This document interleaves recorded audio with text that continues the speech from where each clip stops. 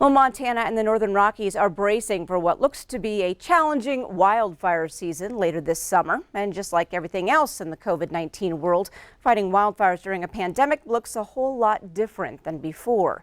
Q2's Jay Cohn is here to bring us a closer look. We are not going to have the typical fire camp scenario as we did in past years. That doesn't exist now. When we have people travel, they travel in small groups that they normally work with.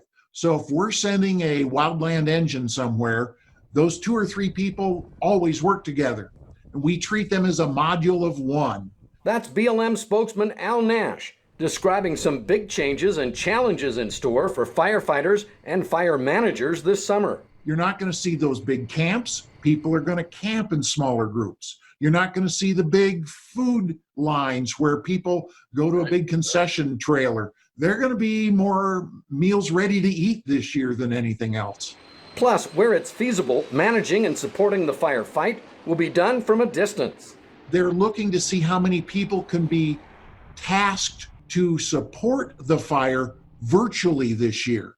So some assignments people are doing from home, but because of internet connectivity, they can support what's happening at the fire.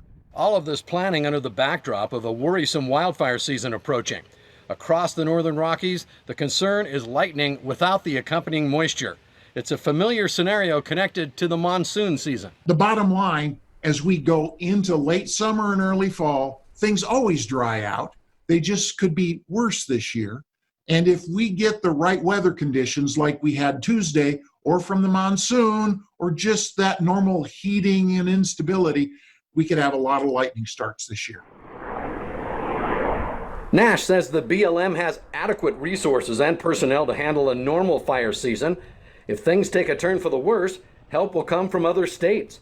Just like Montana firefighters are sent to help out elsewhere when the need arises. Overall, the goal remains the same: to protect people and property. Nash says that's one thing the pandemic has not changed.